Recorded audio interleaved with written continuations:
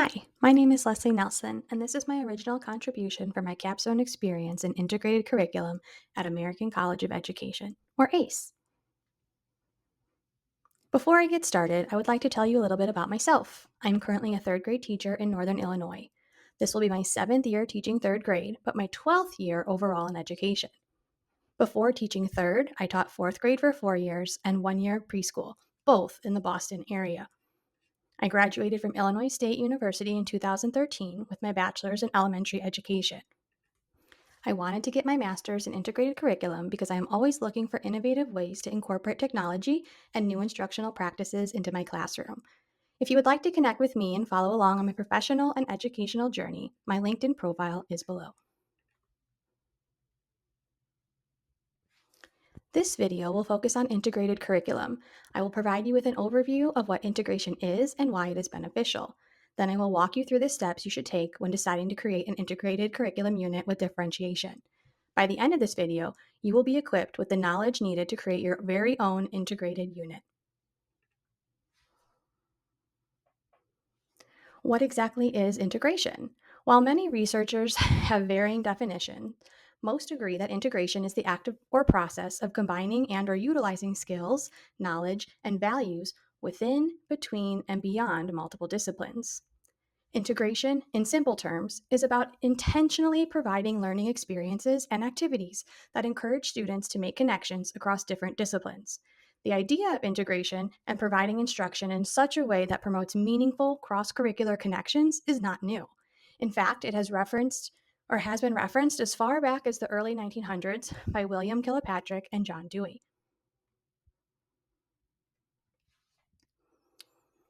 Integrated instruction poses many benefits, both to students and teachers. But first, let's take a look at what happens in a classroom with fragmented learning. That is, learning about each discipline separately without any intentions of identifying overlapping skills or knowledge. Fragmented learning is much like our traditional methods of instruction that many of us grew up with throughout elementary, middle, and even high school. In a fragmented learning environment, the disciplines are taught separately. Rarely are connections made across disciplines, and if they are, they were not intentional.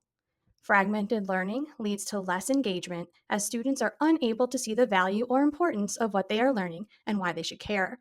This learning style is very unrealistic for life outside a classroom, specifically with the cross disciplinary skills that are often required in the job field. To better prepare your students for success in the 21st century, they need to develop 21st century skills. Integration is one of those. Integrated instruction makes it easier for students to make meaningful connections across many disciplines. What they learned in one discipline is applicable, if not necessary, to another. Integrated units are designed with real world application, so they tend to be more authentic and therefore more motivating and engaging to students. Students are also provided with more opportunities to connect their prior knowledge to new information and skills they are gaining throughout the integration unit. The holistic presentation of knowledge leads to better processing, which leads to deeper understanding of content. And lastly, integration benefits teachers as well because it encourages teachers to collaborate with others, which reduces the amount of time, effort, and energy teachers need to plan a unit by themselves. This leads to a reduction in teacher burnout. Now that you see the many benefits of integrated instruction, you may be wondering how to get started with planning an integrated unit. The first step is to identify a common theme, problem, or an overlap in skills and knowledge across multiple disciplines. As an elementary teacher, this is an easier step for me since I am an expert in all of the subjects I teach, and therefore the only person I really need to collaborate with is myself. Outside of an elementary setting, this first step might take more time as you need to meet with other teachers in your grade level to discuss what topics are covered throughout the year. Once you have identified a problem, theme, or overlap of skills, the next step is to start brainstorming different activities that can be taught in each discipline. I prefer using planning wheels and mind maps as they allow me to neatly organize the information in a way that highlights the overlap in skills, theme, or problem across multiple disciplines. I have included two examples of mind maps and planning wheels that I have created for different integration units. The mind map on the Titanic demonstrates all possible integration opportunities across 6 disciplines. Remember, this is just a brainstorm, so once I discovered all the integration possibilities, I then narrowed it down to the 4 that I felt had the most overlap and the most impact on student learning. The planning wheel was used to create an integrated unit around the theme of biodiversity. For that unit, I integrated 3 disciplines: English language arts, science, and technology to teach my students about the theme of biodiversity.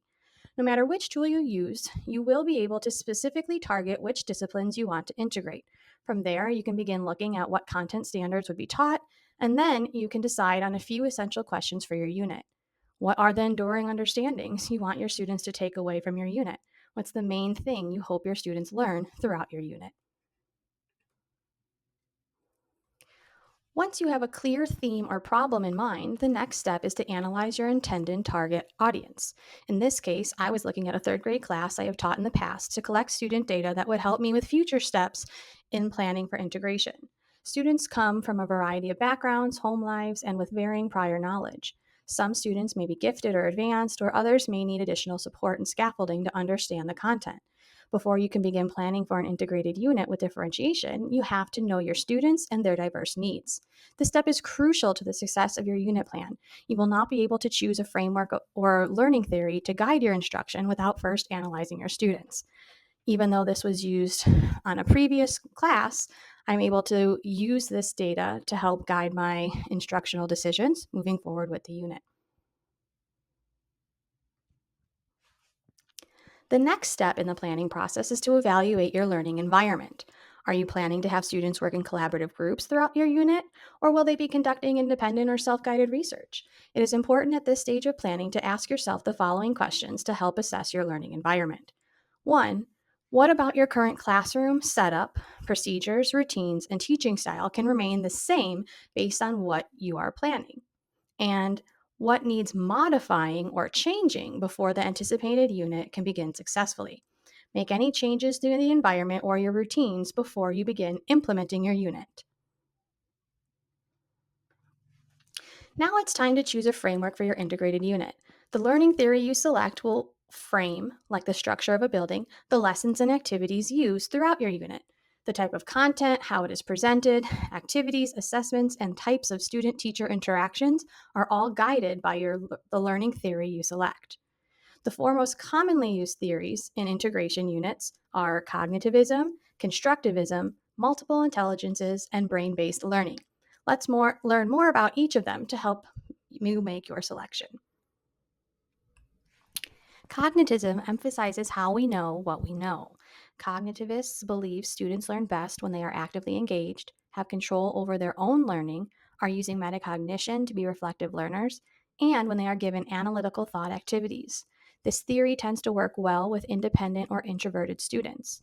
Tools and activities that are useful for students using this theory are graphic organizers, concept maps, and writing summaries.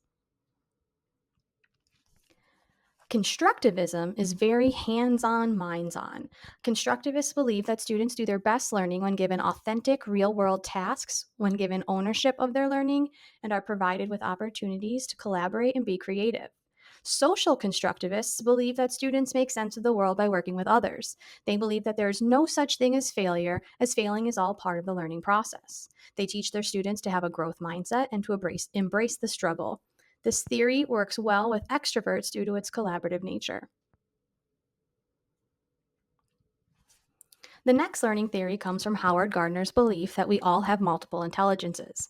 According to Gardner, the 9 intelligences that we all exhibit to some extent are intrapersonal, our independent learners; interpersonal, collaborative learners; mathematical logical, our critical thinkers; musical rhythmic, audio learners; verbal linguistic, textbook learners; visual spatial, video and simulation learners; bodily kinesthetic, our hands on learners; naturalistic, people who prefer to learn through outdoor exploration; and existential, our philosophical learners.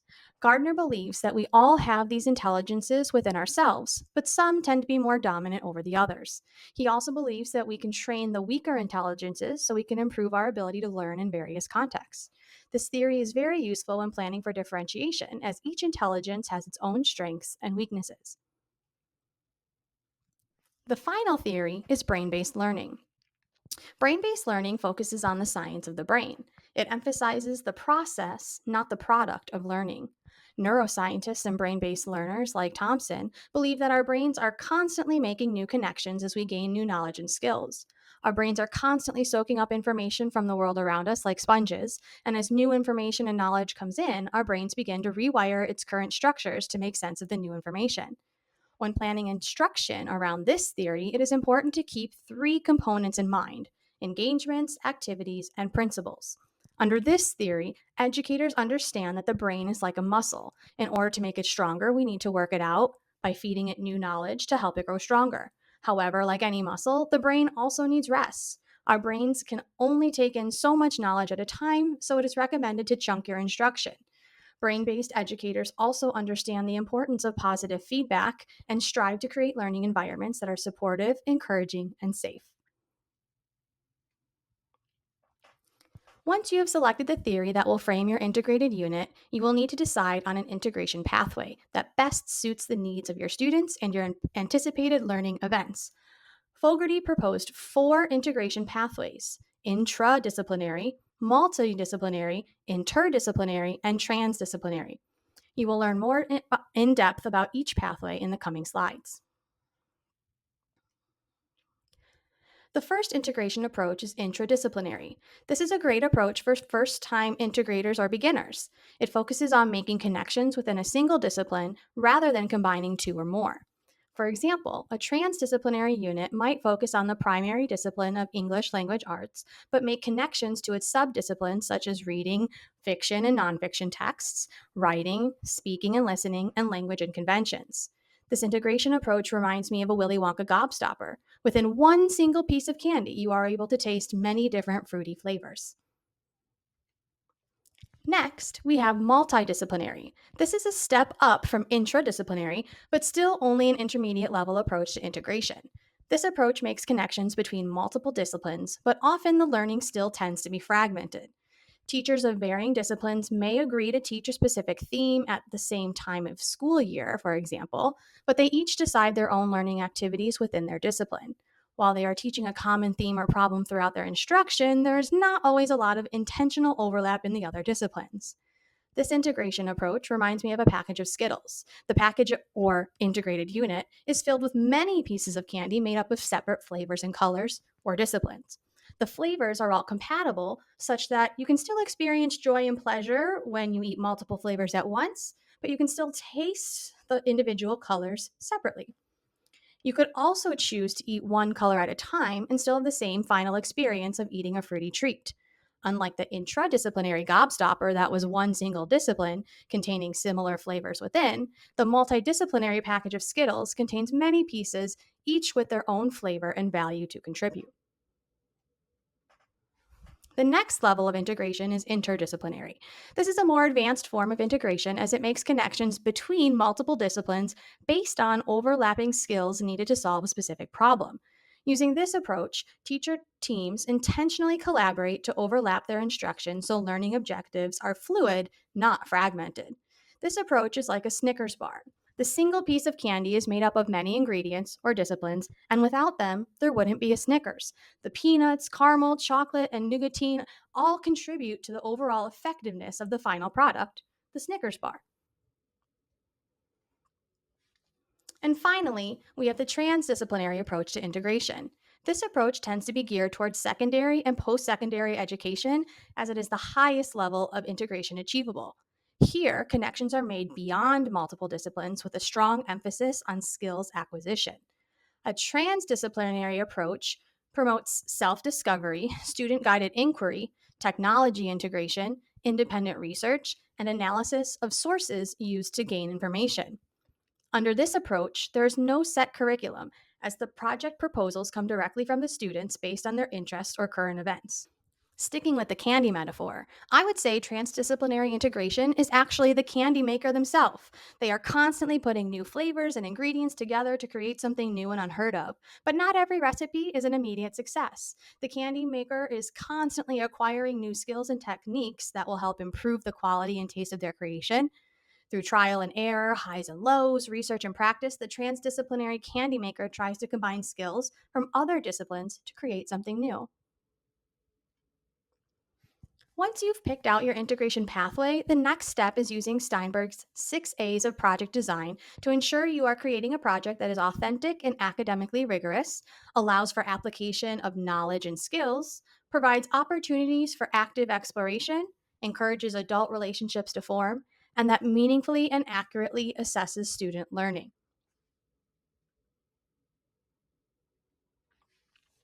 After incorporating the 6 A's, you are finally ready to begin assembling your unit plan.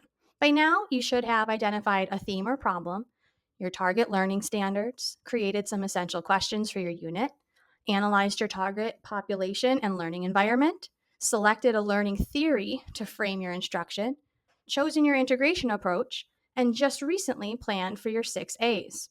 The final step of designing your integrated unit with differentiation is to put it all together. There are many ways to achieve this, but for the sake of this video, I am going to focus on Wiggins and McTeague's understanding by design.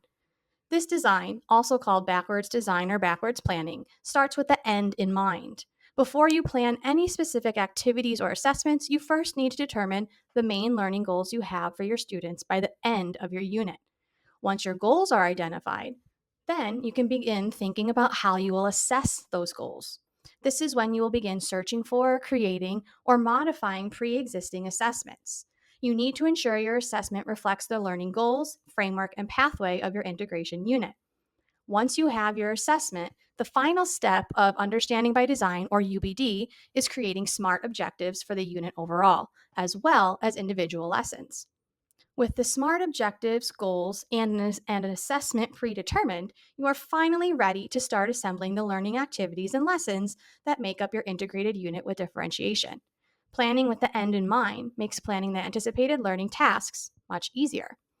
Here is an example of an integrated unit I have created in the past. You can see I have the theme of biodiversity. I've got my objectives. I have standards. You can see I've got my 6 A's. And this is a sample of one lesson out of the many that made up the actual unit.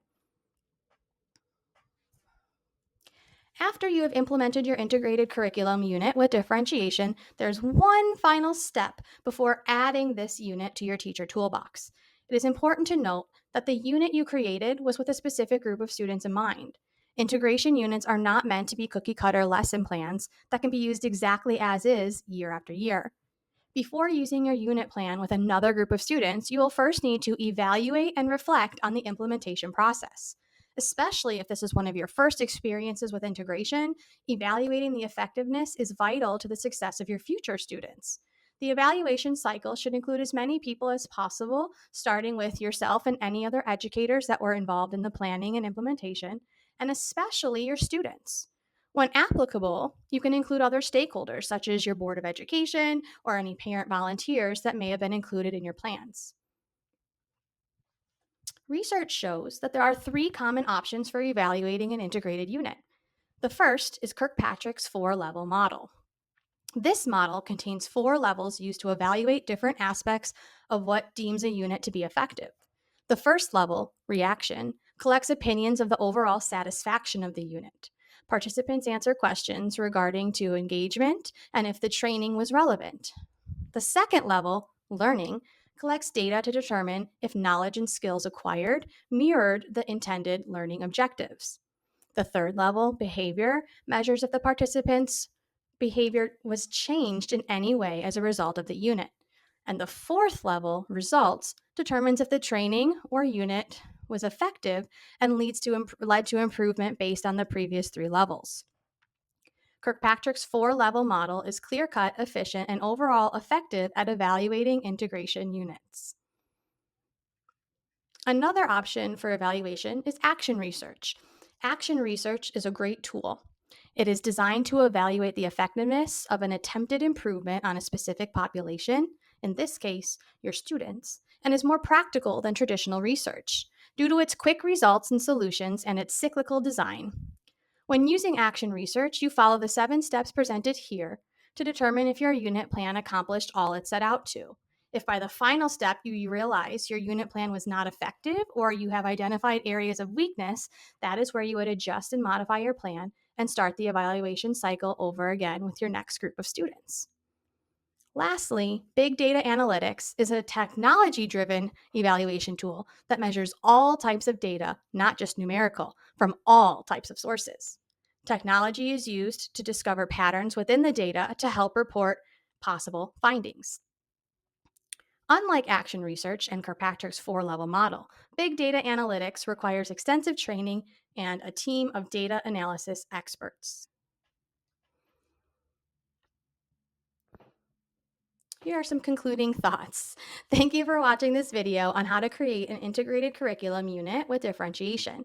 To quickly review, integration is a method of creating cross-curricular connection within, between, and beyond disciplines. Integrated instruction leads to better student engagement and motivation to learn about an authentic real-world problem. Students are able to make deeper connections across multiple disciplines and have more opportunities to collaborate and apply their prior knowledge to new learning. I hope after watching this video, you have a better understanding of what integration means, why it is beneficial for students and teachers, and more importantly, how to create and evaluate an integration unit of your own. As a reminder, the steps to creating your own integrated curriculum unit with differentiation are: first, choose a theme or problem. Second, brainstorm possible cross-curricular learning events. Third, choose your disciplines and your standards. Fourth, create essential questions. Fifth, analyze your target audience and learning environment. Sixth, choose a learning theory to frame your lessons. Seventh, choose an integration pathway. Eighth, incorporate Steinberg's 6 A's of project design. Ninth, build your unit plan using understanding by design or a method of your choice. And the last step is to, after implementing your unit, is to evaluate. Feel free to reach out to me by commenting on this video below, connecting with me on LinkedIn, or you can send me an email if you have any questions about integration, or if you would like to see some of the integrated units I have created throughout my experience at ACE. I hope you are walking away from this video with a newfound appreciation, understanding, and knowledge about what integrated curriculum is and how to create a unit of your own. Here are all the references that were used throughout the video in case you would like to learn more.